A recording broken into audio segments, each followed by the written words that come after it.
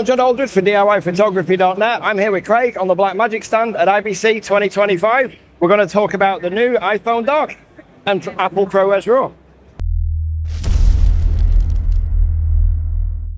So Craig, tell us about the new dock for the upcoming iPhone 17. Yeah, so something we've announced, you'll have seen earlier in the week, Apple announced the new iPhone 17 range. They put an emphasis on filmmaking and cine technology within inside of those systems, ProRes RAW support within the cameras, and a lot more operational control for using the video tools. But the thing that a phone lacks, of course, is interfaces. Yes. They have a USB-C port on there. And as a professional, and as a professional connectivity, it's limited. So we designed the Blackmagic Camera Pro Dock. What this allows you to do is, with a simple connection to the camera, we can then bring a range of professional controls into that system. So first of all, we give it power.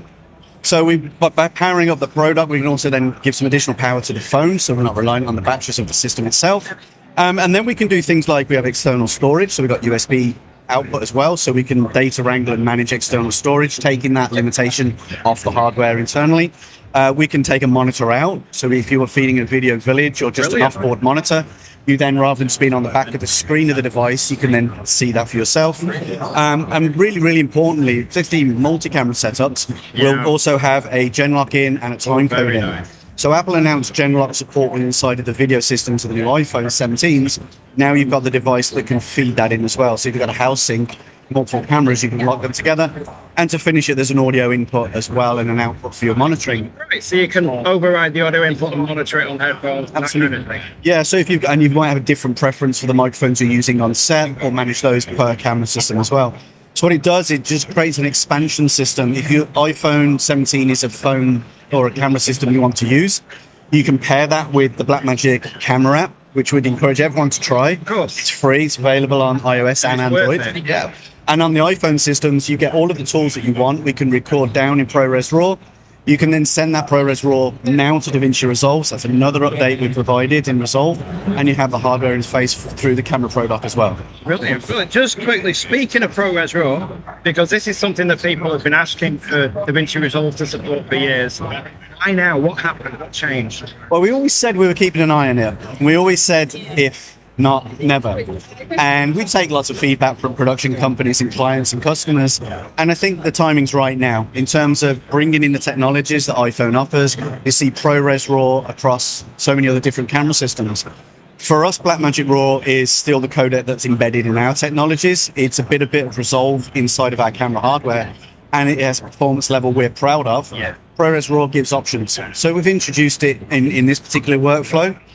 You'll find it now in the download for Resolve 20.2. And that's not just on Mac, that's on Windows as well. Support across, yeah. So you have that ability. So you may not be recording in these workflows. You may have off-board recorders that support ProRes RAW. You may have it in your cameras.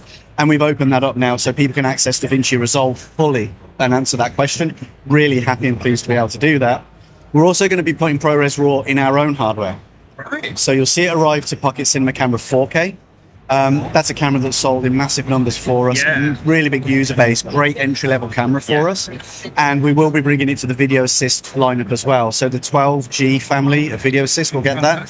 So again, building out hardware options. You've got it in camera with the iPhone 17s. You'll have it in our hardware. You've got third-party choices that are already out in the world.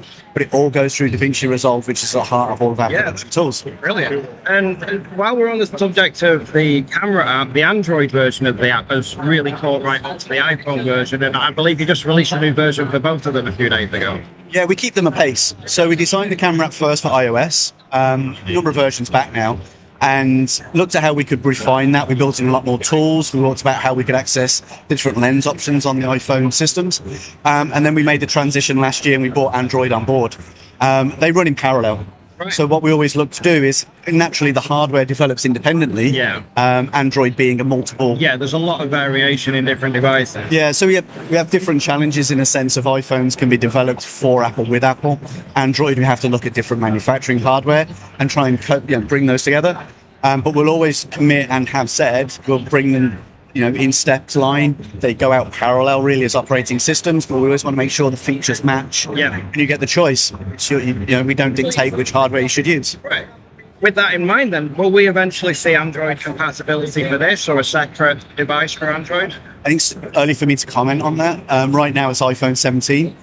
There would always So be the it's a hope. maybe. It's a maybe. It's always, again, it's about options and choices. If we can provide that to people, we can solve a solution.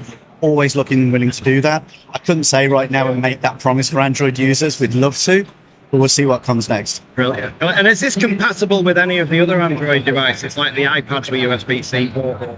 No. Right. So it's just the latest 17 Yeah, Pro. 17 Pro, Pro Max, based on their hardware architecture, based on what they're doing with their technology, and the announcements they've made about the performance of those systems. This has been designed for those.